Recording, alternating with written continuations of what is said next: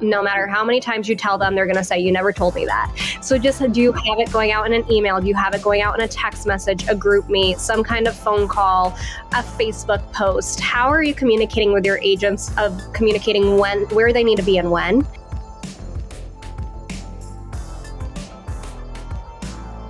Hey, are you ready to unlock the true potential of your real estate investments? Well, in this episode, Mie, and Lauren are going to share powerful strategies to maximize your profits through effective operations. It's time to discover how to streamline your processes, reduce costs, and enhance your overall profitability. This is an opportunity you won't want to miss. Tune in and take your real estate game to the next level. Get ready for an insightful episode of our podcast featuring myself, Mie, as the host, as I interview real estate expert Lauren Holland. What's up, Lauren? How are you? I'm good. How are you? I'm doing so good. As everyone can guess, I am not Sanit.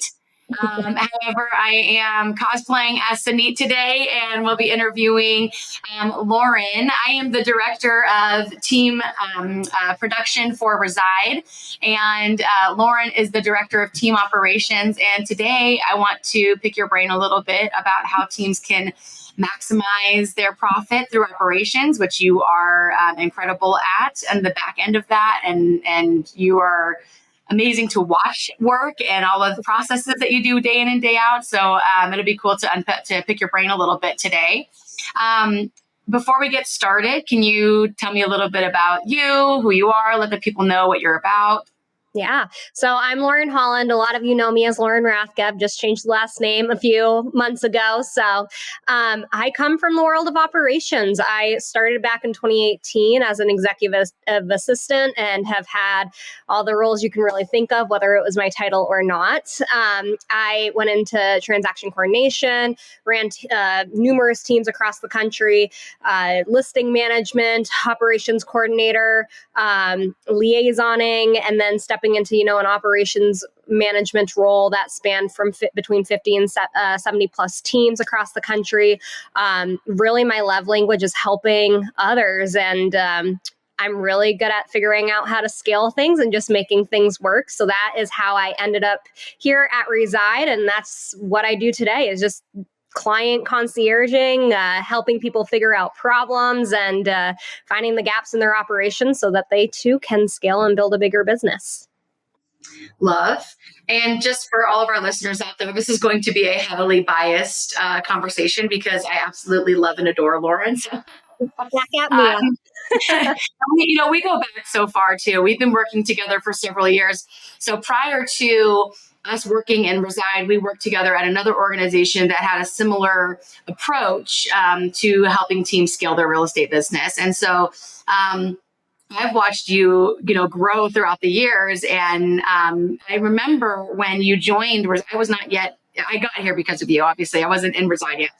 I had started working with Reside after watching, what you were doing with Reside, and was definitely curious. Always making jokes about how come John hasn't called me yet, and here we are.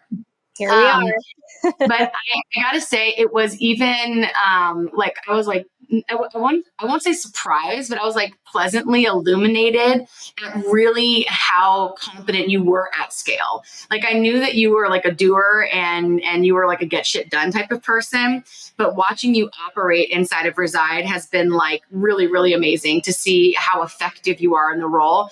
I'm going to ask a really loaded question and we'll unpack it as needed, but how do you maximize profit through scaling operations? Okay. It is a loaded question and we'll break everything down, but I believe it's like peeling back a onion, all the layers. There's 3 steps to it. There is listing management and transaction coordination. There is who you hire. There is building all of your systems and really determining what you need. And it's about the market you're in too, because real estate is not one size fits all. I don't believe that a small or more rural market is going to operate similarly to a large metropolitan area. Some people are more mom and pop, small businesses, really love that client interaction, and some are at scale. People are busy on the go. So it really just depends on your clientele and who you're working with, and how we can mold that to your team and the people you bring on. So when you say 3 steps, are these 3 consecutive steps? Yes and no. So I would say, for scaling, it's defining the who you're hiring, who you're bringing on. The second is setting up to scale the listing and transaction management process, maximizing your agent's time, and then generating that repeat and referral business, which then is part of step 3 and creating that culture of productivity within your agents. Have you seen successful operations around creating culture around productivity within the agents? Yes. So I believe people are going to have all these opinions around culture. And so from my belief, I think you need a strong team culture. People need to want to show up. They want to be around you. They want to be around your leadership. When in turn, when you're showing up, that is what creates that. And you have really good standards, right? That is what is going to create that culture of productivity, because it's the domino effect. If one person doesn't show up and you don't do anything about it, you check in, it's just making sure everything's okay. But if they're not showing up consecutively, other people are going to start to notice, but then they start not showing up, and you have these things written in your standards and your missions, but it's just writing on the wall if you're not actually holding people to that. So hold your people accountable to the number one thing is getting people to show up, and it's that domino effect. So when people are actually showing up in office and start making those calls, other people are going to be looking around and saying, hey, am I working hard enough? Because the results are in the numbers. Have those numbers on the boards too. Be talking, doesn't matter how big your team is, right? From 1 agent to 5 agents to 30, have that culture of competition as well on the board, and let people see, maybe it's an appointment tracker you have broadcasted on a TV screen, or you have literally your admin writing everyone's pendings for the month, closings for the month on the board, so everything is visible. That's so good. I was just talking to Nick McLean about this recently around accountability and standards. And this is something that, I talk about regularly, obviously, because my world is about, accountability and coaching and so forth. But I love how you talked about like standards being like more than just the writing on the wall. And I see this over and over and over again in teams. And I do think that this can inhibit the ability to scale, because operationally, you have to know what your standards are. And then behaviorally, you actually have to apply them. And I think that that oftentimes team owners can fall into a couple of camps here. One is fear of losing people, because you, like, in the moment, you make an exception around the standard because it fits the need that you have, which might be, well, this person produces, or I'm already low on agents and, I need to, how am I going to find more agents? Or maybe you're not recruiting fast enough or frequently enough in order to, bring in more people. Or maybe you, the other camp is like a discomfort with the conflict, or the fear of not being liked as a leader, or the fear of letting people down as the leader. And this is what I call loving people into failure, is that when we don't hold the boundaries, we've abandoned our self-respect, and we have taught them not to respect us, our boundaries, or our quote unquote standards. And so it really just becomes nothing more than writing on the wall.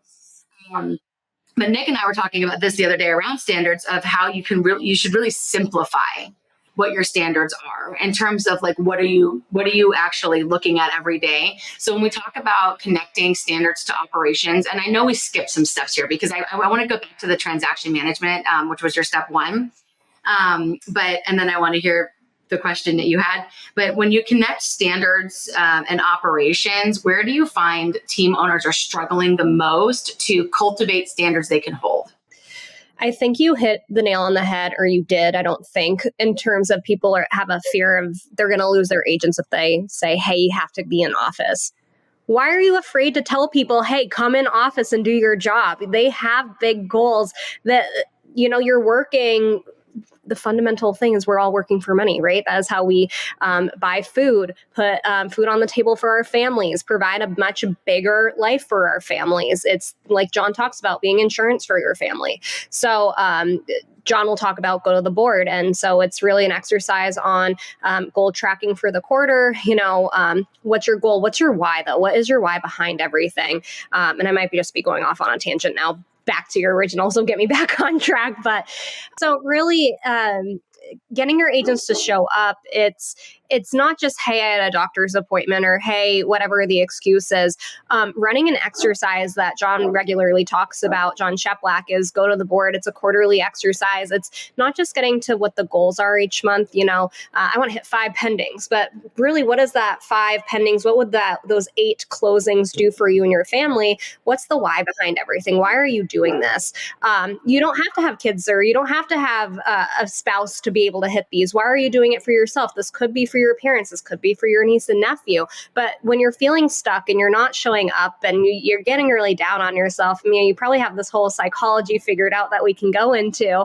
But it's the fear of losing these people. And it's really, you're holding them accountable so that they can build this bigger life for themselves. So really, if you're seeing you're stuck in a rut, I would do an exercise with the team and just getting them all together, maybe having food at a team meeting, even if you're struggling, because it's back to that culture of productivity. We first need to build that culture on the team where people want to show up and be around each other too.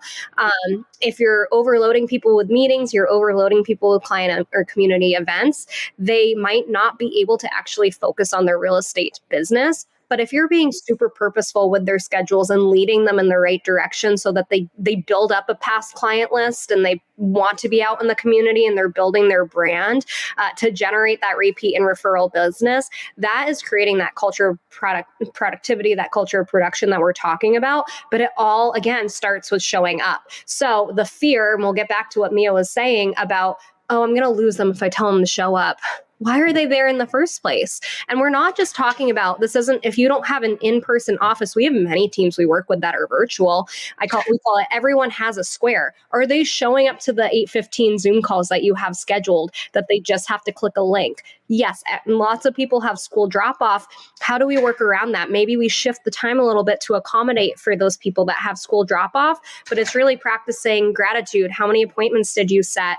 Where are you at with your goals for the month? This is a great training for your sales calls each week, but making sure that you're bringing things up repetitively during morning stand-ups or morning meetings as well.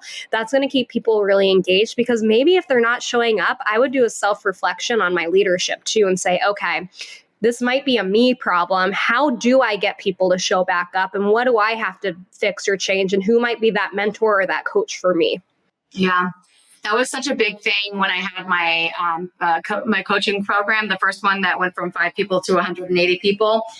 I hear this from leaders and also coaches alike that had programs when I was coaching other productivity coaches at the time, is that showing up conversation. Like, man, no one wants to work. No one wants to show up. I can't get people to show up. And, I just have been a big advocate of meeting people where they're at, because then we can actually lead them into the version of themselves that they want to be. And sometimes we stand so far away from that version of them, of where they're at now. We stand so far away from it and we say, come on, figure it out. Like, if you wanted it bad enough, you figure it out. And over and over and over again, I see that leaders, the more connected they are as a leader, the more their agents show up. And so, when I used to have, when I had taken over the coaching program initially, and there were 5 people, anytime I've started a program, even when I came in to reside and I wanted to start doing the training programs, the only way that I could get people to show up to the trainings was I called every single team leader. I held a meeting with every team leader. When I started my coaching program, I called every eligible agent, that fit the avatar in the beginning, and then it grew from there. And then when they wouldn't show up, I would text them and I would say, hey, I noticed you weren't at the meeting. Is everything okay? I would come from curiosity. I would make a generous assumption, and I would try to connect with them. Now, with that comes boundaries, meaning that if it is a behavior that is not changing at all after a period of time, and it depends on the situation, then we have a step up, step out conversation. And it's really easy because I can show you that, hey, I've been showing up and wanting to get you, into the fold. And I've been asking you to show up, and I've been letting you know it's not okay that you don't show up. And yet you're still not here. So I think when we're afraid of losing agents, sometimes I think we're avoiding connection. And as a leader, you have to lead your people. And you can't hide behind your production. You can't hide behind your busyness. You've got to connect with your agents, and you have to do it like coming from like an open, generous place, not a like passive aggressive, I shouldn't have to babysit you place.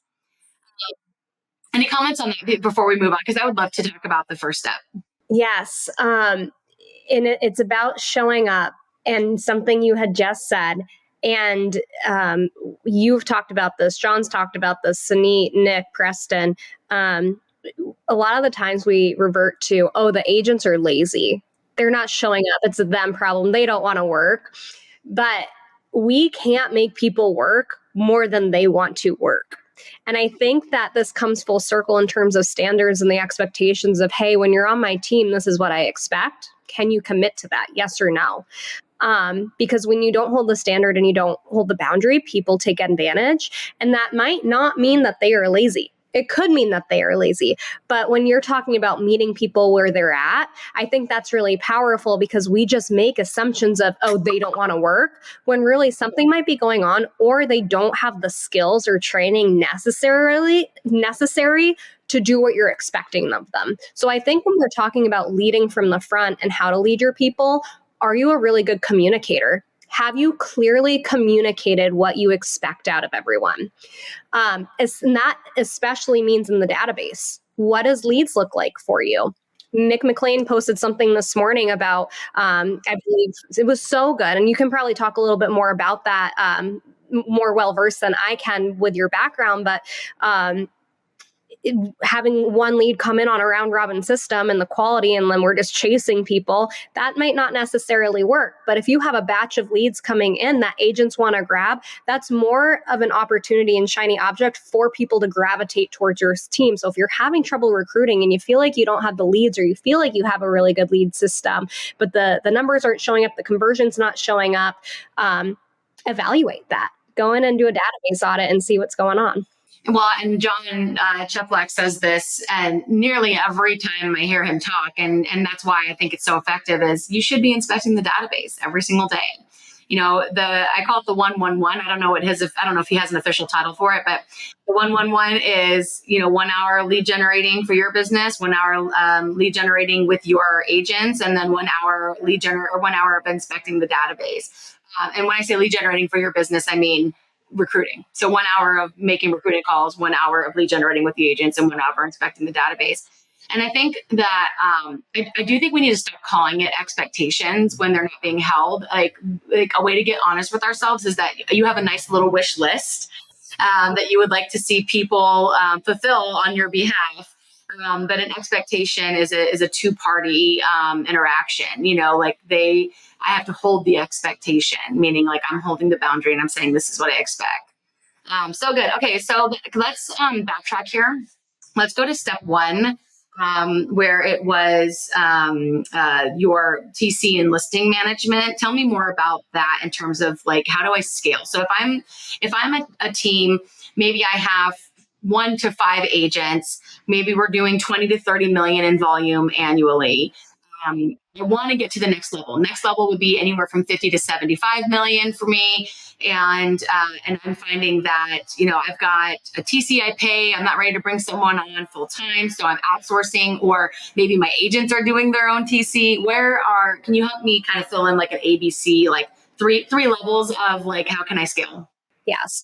So that was perfect. And let's talk in terms of the metrics that you set. So if you are doing a good amount, you're going from 30 deals, you're not just a solo agent, you have a team coming on, asking yourself, am I fully leveraged? Because agents are likely going to go to the team that have a transaction coordinator and have a listing manager so that they are supported. Because when we're talking about generating repeat and referral business, we need to allow the agents time in their day to generate said business. And that is what we call lead generation. They should be doing that, especially if they're not busy enough, minimum 3 hours a day. Best time, 8:30 to noon, and then go do your appointments. A really good structure to run scalable plays is setting up your team as a business Monday through Friday. Your title companies, your attorneys, your lenders, they're all working 9 to 5, 8 to 5, and if you have a really important question and they're not working, it's going to have to probably wait until Monday, unless, you have that really good working relationship with your vendor. And so what that's going to look like then is a lot of people come to me and say, all right, who is my first hire? I want all these people in place. Well, the beauty is if you get one really strong person, you don't need 5 people in place to run your operations. You need one person who's the who that's going to get you from 30 to 70 to 100. And then after 100, you might want to get them a virtual assistant. So I just, to go back, first hire is going to be that operations specialist, that person who can run all of your client care, that person who's going to run transaction management, listing management, your marketing, agent onboarding, helping you structure your weekly sales team meetings, helping you plan out events. And this might sound like a lot for one person, and it can be. So that is why you hire them a virtual assistant. Hire them directly, onlinejobs.ph. That is the tiered model. I would start with one stateside, in-office hybrid person, depending on where you're at in your business. And then and just Google the average salary, so you're competitive depending on how great. If you're hiring at the lower end, you're likely going to have to really work and train and mold that person to who you want them to become, and that might come with more frustrations. But it really meet yourself where you're at too, and that person, and develop them a lot. No matter what, you're going to have to develop somebody. Or if you do hire at the top, you're going to get somebody that is qualified, and you're not going to have to train as much. I want to unpack, because I know this also leads into the who, which is step 2, but I'm going to keep it in the listing management TC realm here for a second in the step 1. So, we see this a lot with teams we've worked with, present day and in the past, where that can be one of the hardest hires that you make. And sometimes it comes from being inexperienced in making a hire in the first place, and like going through a process. I think there is a place for trusting your intuition and your gut when you meet somebody, but oftentimes I don't see that working out well. And maybe I'll save that conversation for the who. But in terms of all the things that they do, my friend Manda Price, who is one of the most amazing team leaders ever, she told me this a long time ago. She said, when you are in your passion place, your capacity is expanded. And when you are not in your passion place, your capacity is diminished. The other thing that I learned from her was that talent will never give you the job. And so, when you're listing all these things, that might sound a lot to a team leader who doesn't have a passion for those things. But if I were to give you that job, someone who is operationally minded, and you are fulfilled by the constant momentum and all of the tasks and outcomes that you get to play with, that would be like a walk in a park for you. That would be like Christmas Day for me. I could put marketing and TC and listing management and client events and, running team. I could put all of those things, managing my email. I could put all of those things on your plate. And as someone who is talented and passionate about that role, that would not be overwhelmed for you. Right? And so when you have someone in that seat that is feeling really overwhelmed, now don't get me wrong, they're not going to be a marketing expert, right? They're not going to be an event coordinating expert. You might get lucky with someone who has a niche for, that sort of thing. But they will be able to execute on the instructions given. And so you can put all of those operational things, you can put TC and element. I mean, tell me if I'm right with this number, but a solid TC can run 80 files at a time. Is that high? Yeah, I would say yes. I would say 50. Okay, plus 50 plus all the other things. I'd say 50. Yeah. Maybe I'm thinking of some of the elite I've worked with in the past where I'm they've got 80 files and they're good, but 50 files. I say that because I've handled it, and that was at okay, I need help, and that's when I got my really great VA. So I would say 70. I'm not saying without support either, for sure. Because you would also need automations in your software. You would need the right tech, you would need the right support, but a solid TC or LM transaction coordinator or listing manager could run 80 files. Yeah. So if you're scaling your team, if you're at 20 to 30 and you're trying to get to 50 to 75, chances are you're not at 50 to 80 units yet. So you could make that hire at a time. Exactly. So you could make, it's very unlikely that you're doing 50, files at a time. So this hire can handle the workload and then the marketing, I'm having sales meetings, all sales meetings. Yeah.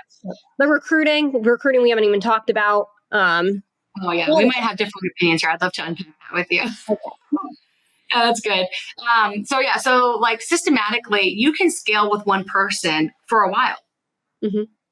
Yeah. And get them a VA eventually. I'd scale, this is just me, but I would scale between 150 and 200 units you can do with one really strong person and a VA team. Mm-hmm. So you don't need to have 4 hires, in order for you to get your business to 100 million. Right. And this is not me saying if you are there and you currently have 4 hires and they're amazing, get rid of everybody. That is not what we're saying at all. But if you're somebody that is starting from a lower unit count and you're looking to start scaling, or if you're hitting that roadblock right now and you might be there, but you're like, I don't have the right people in place for this. Let's audit, like you would your database, audit your team and expectations and who you now are, and is the person next to you growing with you. I think that's also our friends have written a really amazing book, The Founder and the Force Multiplier, and that book really teaches you how a founder or a CEO with the right strategic partner, they call it a force multiplier because they wear many hats. It's not just if you have someone that needs to know, I need to do this every single day, that's just not the right role for you, because real estate things change and you have to be okay with pivoting. I'm not saying that your day is going to if you get thrown off because your day gets completely derailed, being an admin that's running scalable plays might not be the right fit for you. And that is okay. It's just getting really honest with yourself. Probably going off on a tangent here, but we can keep. No, that was good. I think that when a team is building, and this will be an easy segue into the who, because we're very much on it, but I have some deeper questions around the who. When we're talking about scalability, I think the other thing that team owners have to keep in mind are what are the other things you're committed to right now that are outside of your real estate business, because I see team owners also trying to wear multiple hats sometimes, whether it be through, an investment arm or, JC, or a JV, like a joint venture trying to do mortgage or title or something to that effect. If you're trying to do a lot of things at the same time, then you might need another hire. And I think also someone has to pour into the people that you're paying to scale your business. And that person really should be you until you can afford it not to be you and actually be able to pay someone highly competent at doing it that is not you.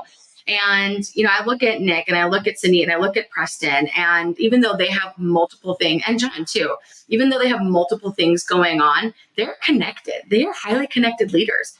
I mean, like, I talk to, with their team, but also with us. Yeah, with our team too. They're connected leaders. Now they're scaled beyond, they're not $20 million teams, obviously, they're massive teams, but like there are core people in your world that you never disconnect from. And those people may shift and change over time, but in order for you to get to a level of scale, you also have to be fiscally responsible about that, so that you're not, running a business for the sake of saying I have a business, but you're not seeing any profit from that business because, you're outsourcing everything. And so there is a tremendous amount of sweat equity that is going to go into things even after you make a leverage hire. But you have to raise that hire up. You have to lead them, make sure that they're accounted for, and that they can be the person who, takes you to the next level. Mm-hmm. Yep. So to recap all this, I know your biggest question has been, what does every real estate team need to run scalable rate plays? And we've determined the who. So a who would be a listing manager or transaction coordinator who can really take those team operations, team inventory, team management, onboarding, and run everything into a workflow or an SOP, whatever you want to call that. having checklists is a beautiful thing. If you don't like running by a checklist, not everybody does. Like Mia said, if you have the right person in place who's thinking operationally, they're going to thrive and continue to make it better.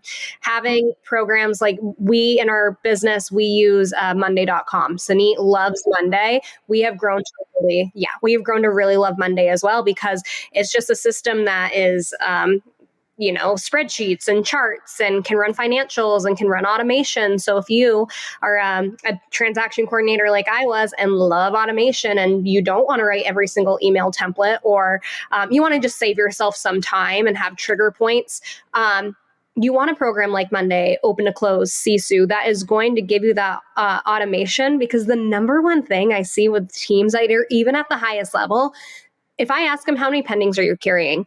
They're going back and counting every pending. They don't have it on the dashboard that says, I have 9 buyers and I have 8 listings under contract right now. I have 5 active listings and we have 10 pre-listings coming on the market or coming soon, whatever you call them. How much pending GCI do you have coming up? Like, do you know what your business is going to actually look like? It's so funny. Like, I mean, I coach with teams all across the country, and most of them don't have this. And this is something that I've been building out with a lot of the teams that I coach is, an interface that will show you that. So you can get that technology through ClickUp. You can get that technology through Monday. You can get that technology through Airtable, which are all fairly affordable. They are not necessarily the most ideal for transaction management. That is, you would want something like Open to Close or eventually Sisu, but Sisu is a massive investment that can hold multiple things, and you don't need all those metrics all the time, which that's a conversation for another day. But when we mentioned earlier being fiscally responsible at scale, is your tech stack will evolve. And so you also have to be in business someone who can tolerate the evolution of the instability of systems of like that need to level up as your business levels up, because your financials make sense now. Yeah, and having to be able to learn that technology, you need someone that's adaptable and ready to challenge you too. I'd say it's okay if they push back a little bit, but they also need to hear the point and accept it if that's the decision that's moving forward with. Right. Yeah. And to that note, this is just a very like minor side quest here.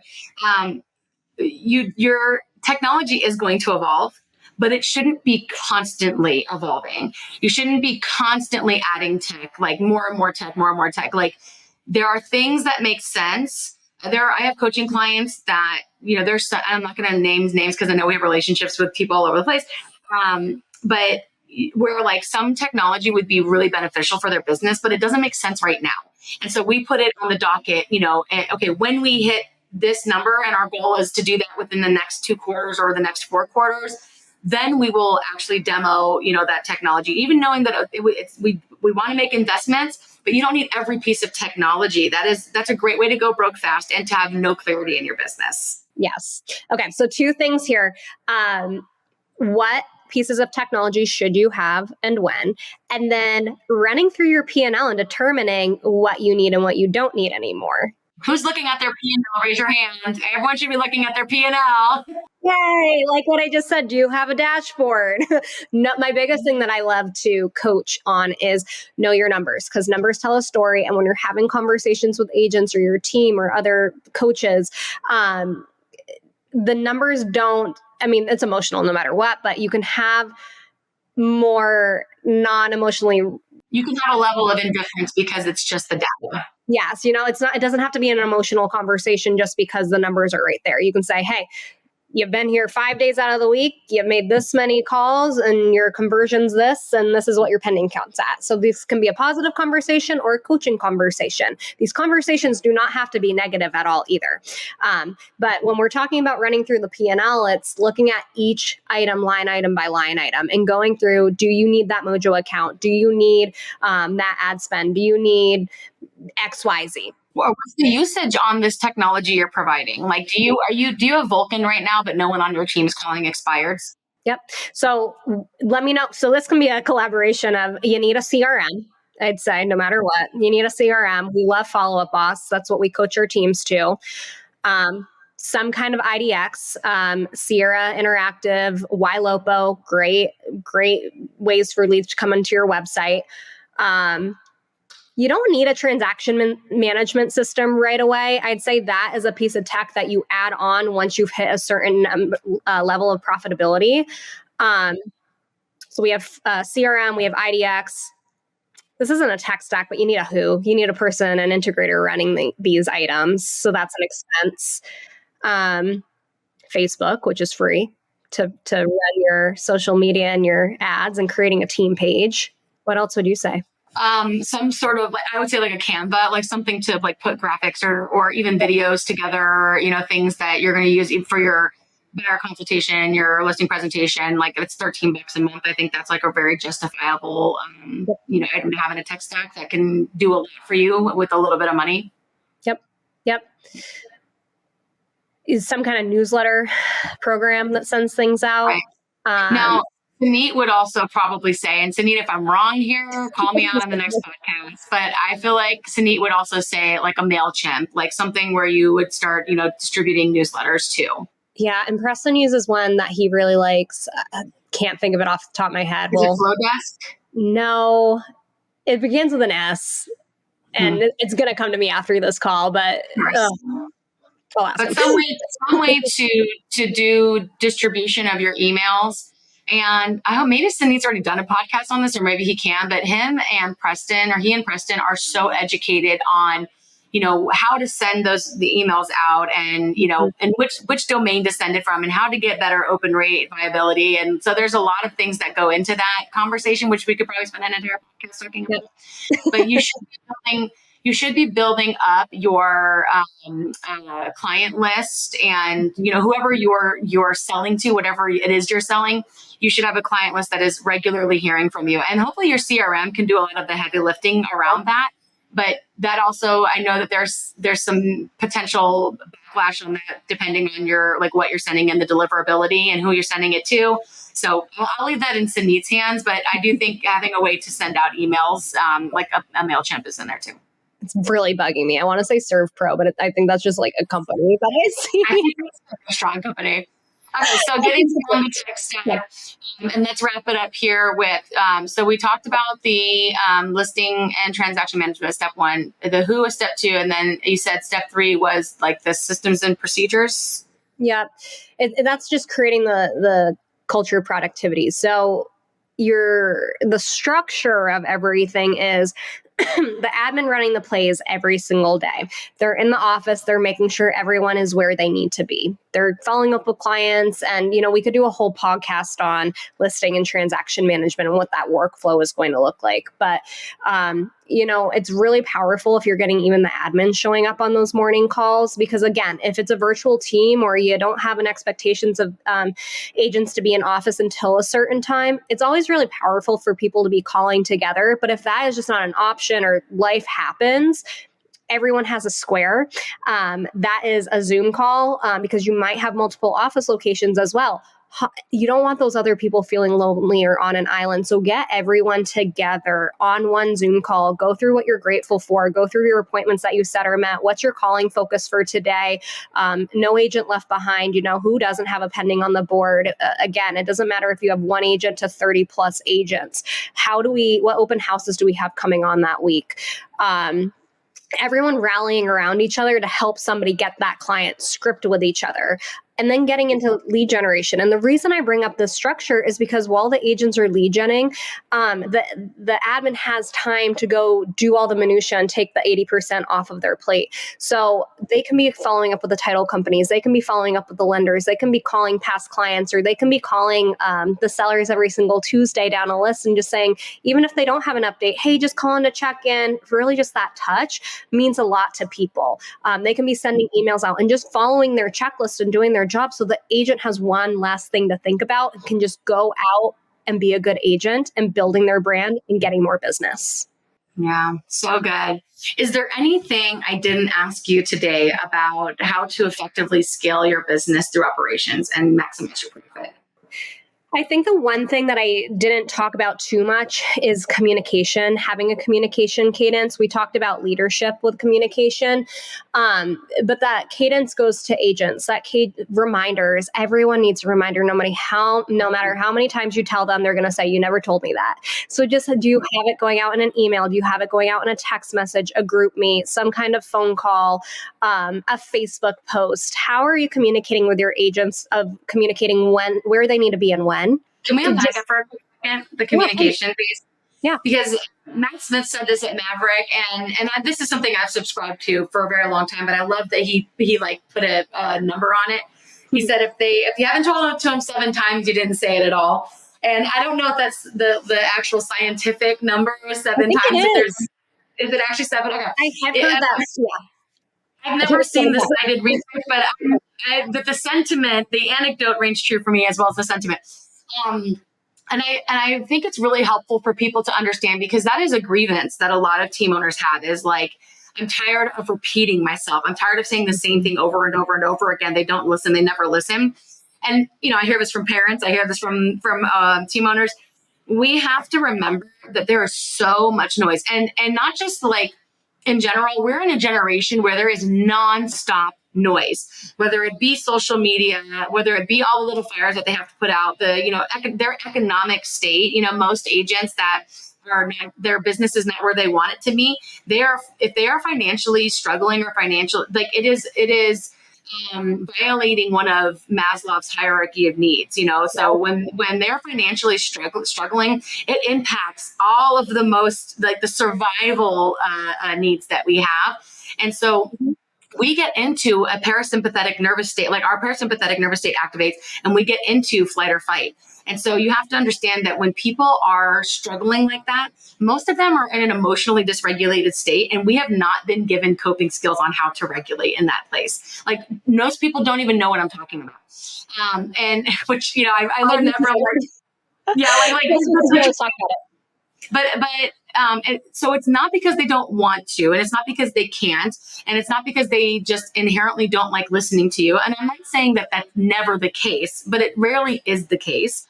And it's really that there's so much noise, and there are so many things being asked of them, not just inside of their business, but in their interpersonal relationships, their finances, whatever's stressing them, whatever's ailing them.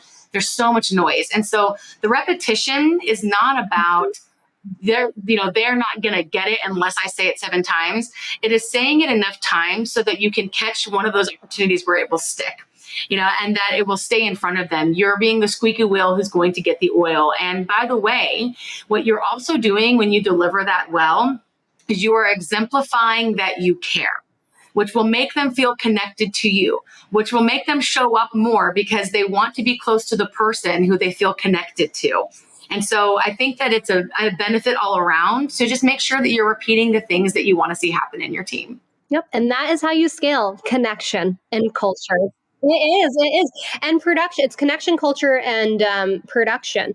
Because if you don't have productivity, you don't need a system to scale because you don't have clients to serve. So the one thing I'll finish off with is, finding that really strong who can take all this stuff off of your agent's plate so they can just focus on what they really need to, such that if they don't do anything else, nothing else matters. Lead generation, so that you can have full leverage for a fully functioning team and business to then generate. They're getting such good, I call it the ultimate client experience. They're getting such good client care that you're generating repeat and referral business. And what I mean by that, you're getting 5-star reviews on every single closing, or about, I know that that's not always realistically going to happen, but at least 30 to 70% of your closings, you're getting a 5-star review, which is going to boost your ratings when people Google and search you.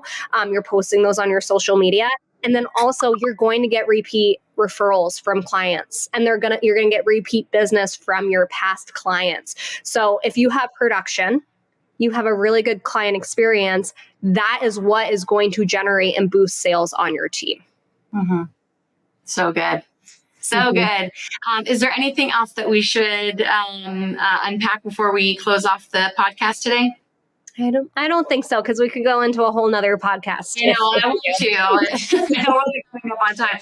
No, it was awesome. I mean, I love connecting with you in general, but it was awesome unpacking, the operations background with you. You're so good at what you do and so confident. You're the best. And Sunit, thank you for letting us take over the podcast today. You will be seeing us again. We're going to do this every now and again. I think it's just fun to have us talk about some of the the background stuff that we're doing day in and day out and reside and in the real estate world. But Sunit will be back. He's still the leader of the podcast. So. Unless you want us, let us know. Just kidding, Sunit. In the comments. But thank you so much for listening. We'll be seeing you on the next episode. Have a wonderful day. Bye.